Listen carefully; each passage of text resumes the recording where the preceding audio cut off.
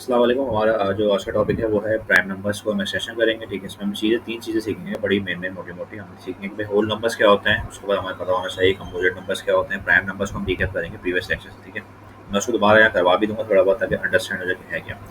अच्छा देखो, सबसे पहले हमें ये समझना ज़रूरी है कि व्हाट आर होल नंबर्स। ठीक है, हमें मेजॉरिटी ये तो नहीं पता होता कि मतलब होल नंबर एग्जैक्टली है क्या, रफली बस पता होता है। ठीक है, इसकी बाय डेफिनेशन हम देखें ना तो हम किसी भी नंबर को होल नंबर आइडेंटिफाई कर सकते हैं। ठीक है, अगर हमें ना भी पता हो और कोई बंदा से पूछ रहा सवाल कि भाई सर ये होल नंबर फॉल कर रहा है या नहीं कर रहा। ठीक है, तो मैं डेफिनेशन लिख देता हूँ कि होल नंबर्स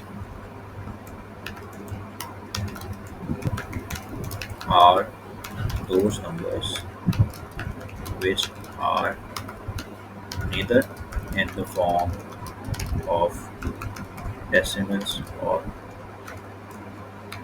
fractions. ठीक है, they can be negative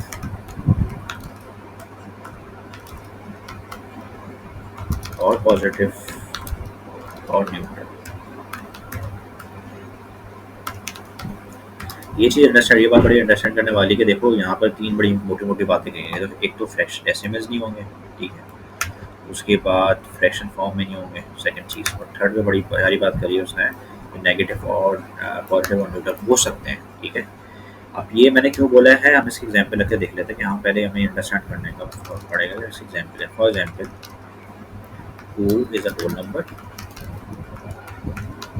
but 2.1 और 1/2 इज नॉट होल नंबर। ठीक है, अब इसका अंडरस्टैंड करना पड़ेगा कि why these last two values are not whole numbers. Whole means complete, first of all ये चीज़ होनी ज़रूरी है। ठीक है, अब जब हम किसी चीज़ को आइडेंटिफाई करते हैं कंप्लीशन से, तो उसका मतलब वो पूरा कंप्लीट और हिस्सों में डिवाइड हो। ठीक है, complete means not divided into parts. ठीक है, ये चीज़ अंडरस्टैंड कर लो। अगर हम कॉन्सेप्ट पे आते हैं ना डेसिमल्स के, कि व्हाट आर डेसिमल्स। ठीक है, एक सवाल आता है कि डेसिमल्स क्या है, वो समझना ज़रूरी है, तो मैं और मज़ीद क्लियर हो जाएगा। तो ये चीज़ अंडरस्टैंड करो कि decimals is another version of fractions। ठीक है, या इसको हम कहते हैं वो दोज नंबर्स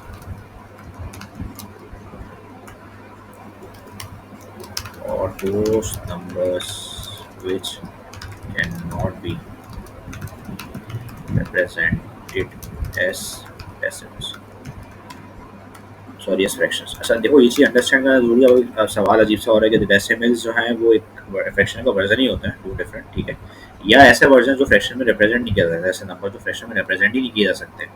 सर ये कैसी बात हुई कि नंबर जो है वो एक नंबर डेसिमल में तो रिप्रेजेंट किया जाता है मगर फ्रैक्शन में रिप्रेजेंट नहीं किया जा सकता। इसकी मैं सिंपल एग्जांपल दे सकता हूँ कि अगर हम रैंडम नंबर उठाएंगे, मेरे दिमाग में भी आ नहीं रहा, मैं भी बताता हूँ। जैसे अगर फॉर एग्जांपल मैं नंबर लेता हूँ 1.25। ठीक है, अच्छा 1.25 को अगर मैं फ्रैक्शंस में कन्वर्ट करूँगा तो मैं इसको बहुत तरीके से लिख सकता हूँ। मैं इसको लिख सकता हूँ 0.25 ले लेते हैं ताकि ईजी हो जाए, समझने का अंडरस्टैंड हो जाए कि 0.25 को मैं लिख सकता हूँ 1/4। ठीक है, इसी तरीके से मैं 0.25 को मैं ये भी लिख सकता हूँ, मैं लिख सकता हूँ 4/16। ठीक है, मैं इसको बहुत डिफरेंट तरीके फ्रैक्शन लिख सकता हूँ, मगर अगर यही नंबर जो है मेरे पास 0.26 होगा या डिफरेंट फॉर्म में होगा तो मैं इसको शायद फ्रैक्शन की फॉर्म में, सिंप्लीफाइड फ्रैक्शन की फॉर्म में ना लिख पाऊँ। ठीक है, 0.26 को मैं इस तरह तो लिख सकता हूँ कि मैं इसको लिख दूँ 26/100। ठीक है, और जब मैं इसको मजीद सिंप्लीफाई करूँ तो मैं इसको लिख दूँ 13/50 डिवाइड बाई, दोनों को डिवाइड बाई 2 कर दिया न्यूमरेटर डिनोमिनेटर को। ठीक है, और फिर मैं इसको मजीद सिंप्लीफाई नहीं कर सकता। क्लियर है? अच्छा, उसके बाद जब आप इसको 50 को 30 से डिवाइड करो एक्जैक्टली 0.26 है, मगर कुछ नंबर्स होते हैं वैसे होते हैं वो एक्जैक्टली फ्रैक्शन में कन्वर्ट नहीं हो पाते हैं, राउंड ऑफ करना पड़ता है मतलब उनको आसपास। ठीक है, या ऐसे फ्रैक्शन को डेसिमल कन्वर्ट करने जाओगे तो एग्जैक्ट डेसिमल जो है ना वो इन्फिनाइट नंबर आपके चलते रहते हैं डेसिमल्स में। ठीक है, बार बार नंबर रिपीट होते हैं या वो होते हैं तो वो एक अलग कॉन्सेप्ट है। मुद्दा समझने का ये कि डेसिमल्स नंबर यहाँ पर हमारे पास क्या होता है।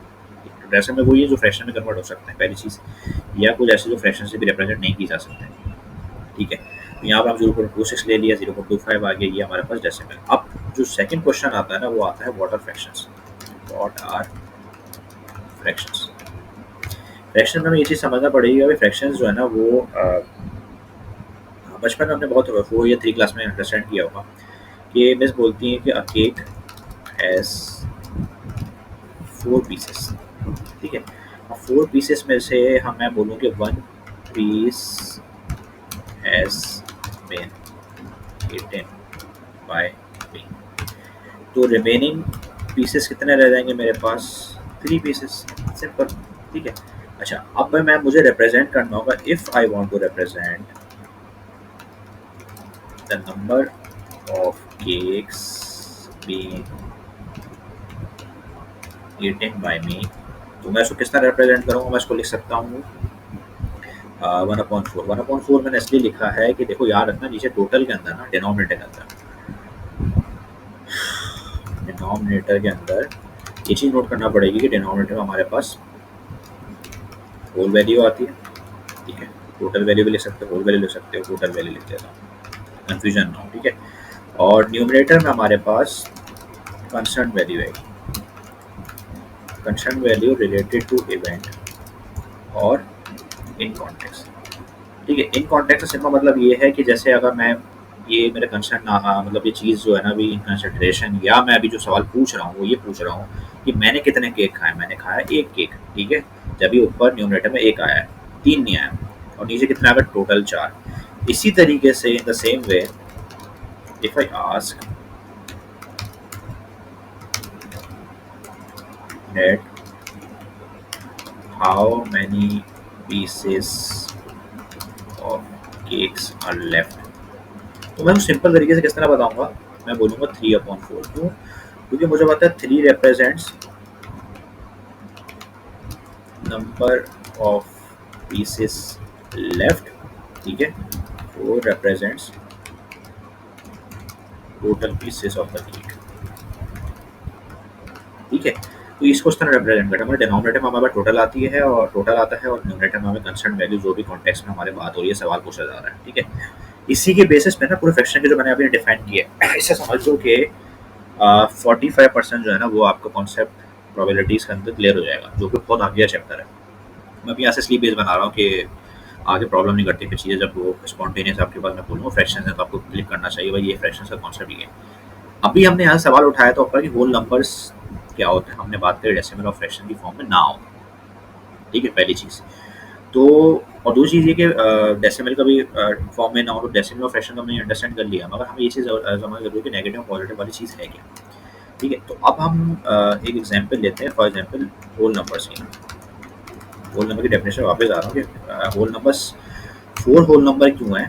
क्वेश्चन बनाता हूँ, why 2 is a whole number, वही वाला ऊपर जो मैंने ऊपर लिखा था, बट 2.1 और 1/2 is not a whole number. इसका सिंपल आंसर ये है, डेफिनेशन मैंने ऊपर लिखी है, ऐसी बात है भाई, होल का मतलब कंप्लीट का मतलब है कि वो डेसिमल फ्रैक्शन फॉर्म में ना हो। अगर हम ये 2 को बात करें तो ये डेसिमल फ्रैक्शन फॉर्म में नहीं है, ठीक है, सिंपल 2 है, ठीक है, बाय डिफॉल्ट। तो अब अभी बच्चा निकल के आएगा, बच्चा बोलेगा सर वाई नॉट हम 2 को 2.0 लिख सकते हैं, वो भी 2 के बराबर है, तो अब ये तो डेसिमल में कन्वर्ट हो गया, ठीक है। तो अब ये होल नंबर क्यों निकल आ रहा? देखो जब भी हम बाय डिफॉल्ट को नंबर लिखते हैं ना, व्हेनेवर, मैं लिख भी देता हूँ यहाँ पर, देखो आपको याद है कि whenever we write any number whole number by default we don't put decimal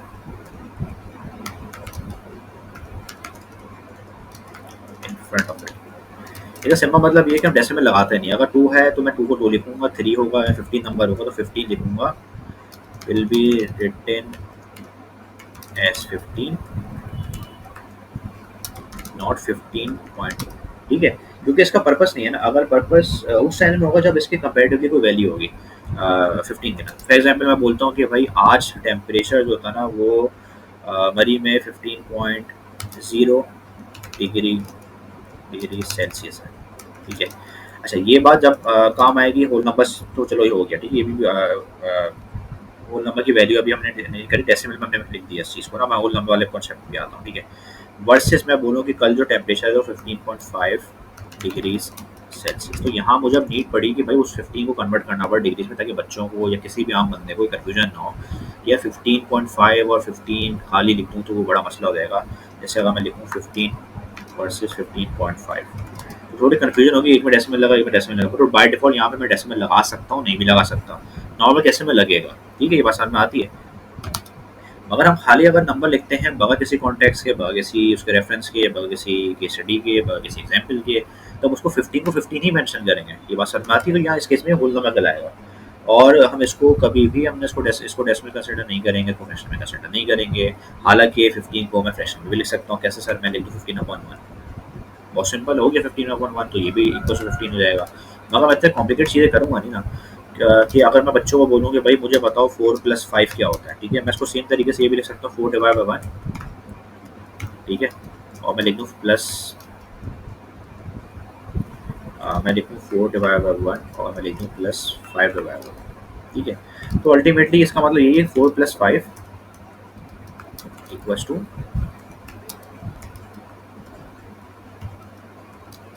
9 ठीक है।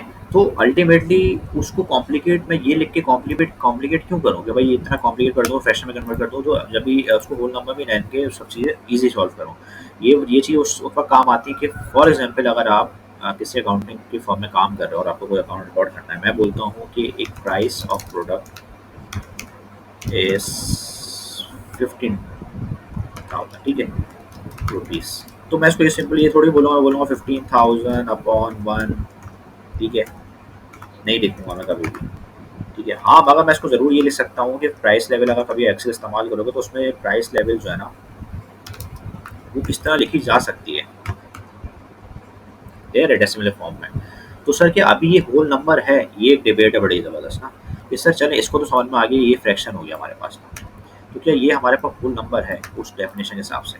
देखो ऊपर थोड़ा मैं कॉन्ट्रडिक्ट करूँगा कि अभी भी ना ये होल नंबर काउंट होगा, क्यों?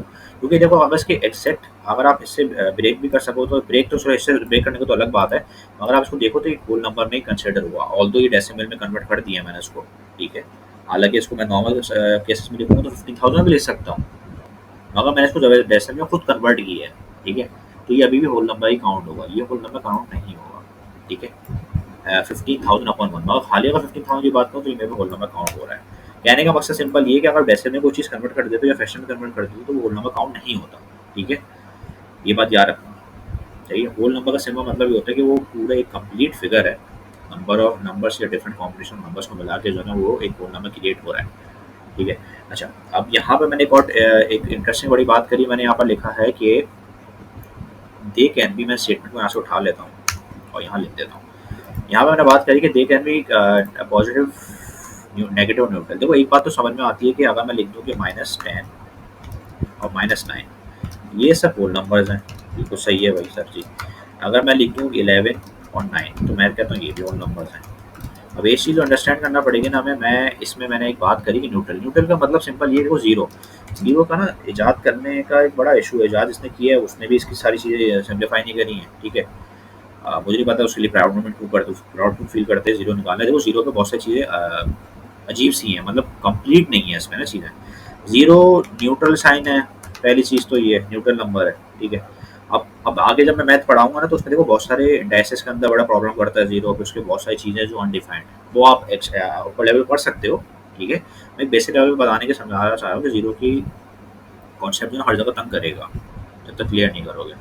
न्यूट्रल, तो न्यूट्रल होल नंबर है मेरे पास जीरो ठीक है, ये बात समझ, जीरो एक न्यूट्रल होल नंबर है, ये बात याद रखना सही। तो ये तो सर की कुछ होल चीज़ नहीं है, तो कंप्लीट ही नहीं है, ये तो जीरो है भाई। देखो कंप्लीट से बड़ा सिंपल ये है कि वो ये एक डिबेट है याद रखना। मैं भी मेरे पॉइंट ऑफ व्यू ये कि जीरो होल नंबर काउंट हो भी सकता है नहीं हो सकता, इस पर फर्दर हम बात कर सकते हैं, डिबेट कर सकते हैं अगली आने वाली वीडियोस में, मगर अभी फिलहाल इसके अंदर सिंपल ये समझो कि ये होल नंबर है भी नहीं भी, ये वाली चीज़ की बात कर रहा हूँ ठीक है। मैंने ऊपर डेफिनेशन में डाल दिया, कल को जीरो नंबर आएगा आप बोलो सर ये होल नंबर आपने नहीं काउंट किया, फिर कहीं आएगा कि होल नंबर काउंट कर लिए, तो मैं दोनों तरफ रख रहा हूँ कि सिचुएशन वाइज डिपेंड करेगा। बाकी ये जो जहाँ तक है इनका तो एक पत्ते की लकीर वाली चीज़ है, ये होल नंबर्स काउंट होते हैं नेगेटिव में आपके पॉजिटिव नंबर हो, अनटिल अनलेस वो डेसिमल या फ्रैक्शन नाउ ये बात रखना, ठीक है। जैसे फ्रैक्शन होंगे तो फिर होल नंबर की डेफिनेशन काउंट नहीं होगा। ये मेरा कॉन्सेप्ट कौन सा क्लियर हो गया, होल नंबर क्लियर हो गया। अब मैं बात बात आता हूँ मैं आता हूँ कंपोजिट नंबर्स में, ठीक है। What are composite numbers? Composite number समझने के लिए हमें ये समझना पड़ेगा व्हाट आर प्राइम नंबर्स, ठीक है।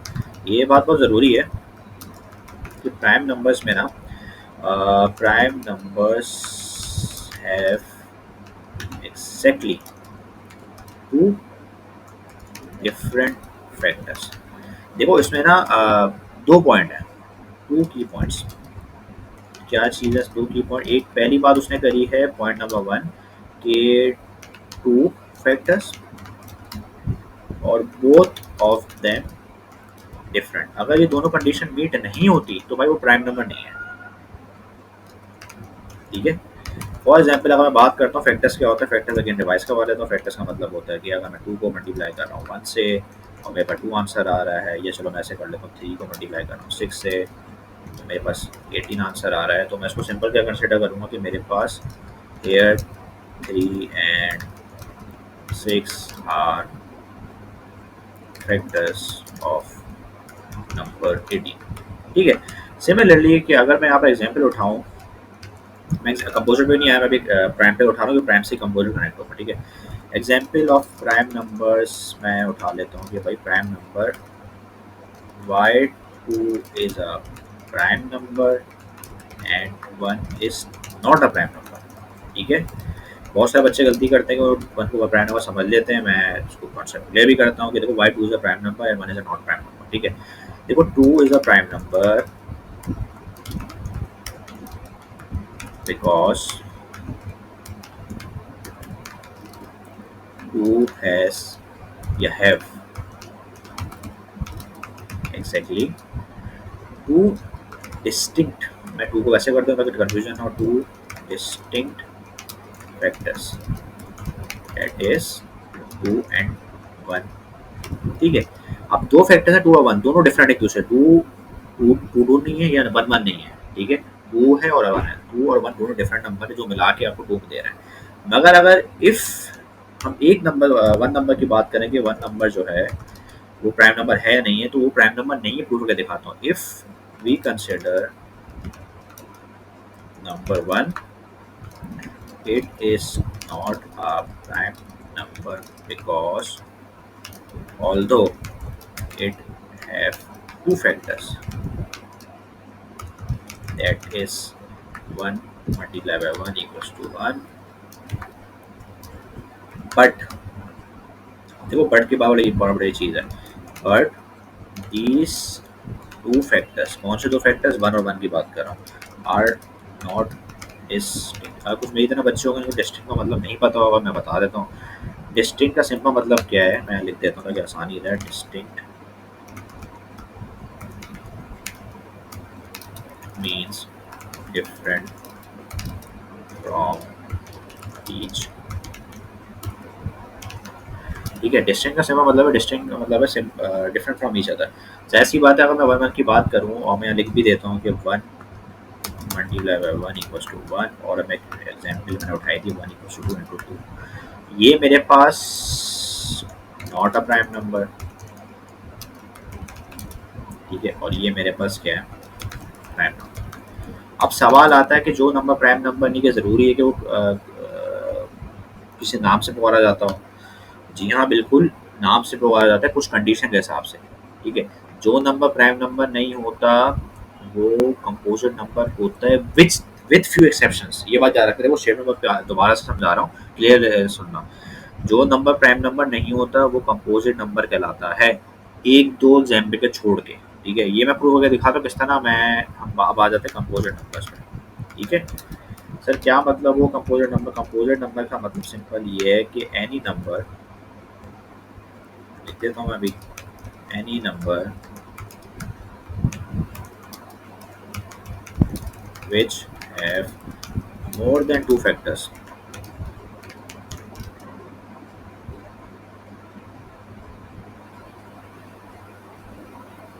more than two distinct factors, ठीक है। बहुत इंपॉर्टेंट अल्फाज है, distinct factors, then it is considered composite number. अब देखो कंपोजिट नंबर को अंडरस्टैंड करने की एग्जांपल उठाना पड़ेगी। For example is 24 a composite number और अ प्राइम नंबर। अब आप कैसे पता लगा, तो आपको पता होता है यार ठीक है यार 24 तो कंपोजिट नंबर ही है, क्यों? क्योंकि प्राइम नंबर नहीं है वो। मगर ये कॉन्सेप्ट नहीं है। आपको ये बताना भी जरूरी है कि वो कंपोजिट नंबर क्यों नहीं है, प्राइम नंबर तो नहीं, कंपोजिट नंबर क्यों है, सॉरी कंपोजिट नंबर अगर है तो क्यों है। उसको समझने के लिए हमें देखना पड़ेगा कि इसके फैक्टर्स क्या हैं। Factors of 24 are, factor of 24 का मतलब है 24 नंबर को बनाने के लिए किन दो नंबर्स को आपस में मल्टीप्लाई करना पड़ेगा। बहुत सिंपल है। मैं लिख सकता हूँ, मैं लिख दूँ टू अपना 1 इंटू 24, ठीक है। फिर मैं लिख दूँ 2 इंटू 12, फिर मैं लिख दूँ 3 इंटू 8, फिर मैं लिख दूँ 4 इंटू 6, और मैं लास्ट में लिख सकता हूँ लास्ट में अगर लिखना चाहूँ तो रिपीट ही रहेंगे पहले 4 नंबर ना, ठीक है। तो ये जो मेरे पास नंबर आए हैं, जिसका नंबर है नंबर्स और फैक्टर्स आर 1 2 3 4 6 8 12 और 24, ठीक है। ये मेरे पास सारे फैक्टर है। अगर आप नोट करो डिस्टिंक्ट फैक्टर्स तो हैं, तो सर ये प्राइम नंबर में फॉल नहीं करेगा। देखो यहाँ पे लिखा है डिफरेंट डिफरेंट फैक्टर्स तो हैं, डिस्टिंक्ट भी हैं, मगर ये ऊपर शर्त पूरी नहीं हो रही कि एग्जैक्टली जो है ना वो 2 फैक्टर होना जरूरी है, ठीक है। यहाँ मैं कंप्लीट कर देता हूँ। एग्जैक्टली 2 फैक्टर्स, पूरे के 2 फैक्टर हो, ना कम हो ना ज्यादा हो, जब वो प्राइम नंबर फॉल करेगा। अगर ज्यादा होंगे तो वो कंपोजिट नंबर में फॉल करेगा। लेकिन एक सवाल आता है, सर अगर कम हुए तो मैं सवाल बना के और लिख देता हूँ, what if the factors are exactly 1, ठीक है।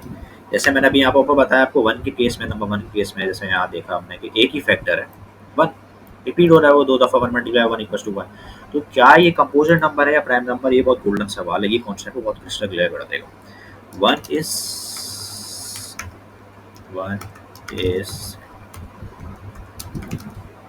neither a composite number or prime number because it does not have two or more than two factors. One condition. Secondly, it does not have distinctive factors.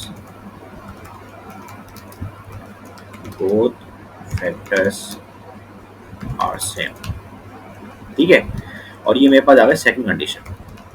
तो अगर note करो composite और prime number के दोनों different conditions हैं, तो वो meeting नहीं होती दोनों के डेफिनेशन के हिसाब से। तो इसी वजह से 1 जो है ना वो ना तो प्राइम नंबर है ना कंपोजिट नंबर है, उसका कोई नाम नहीं है एक्जैक्टली, ठीक है। 1 को हम एज इट इज छोड़ सकते हैं। अगर हम बात करें जीरो की, मैंने कहा था जीरो पे 2 आप पंगे करता है। What about zero?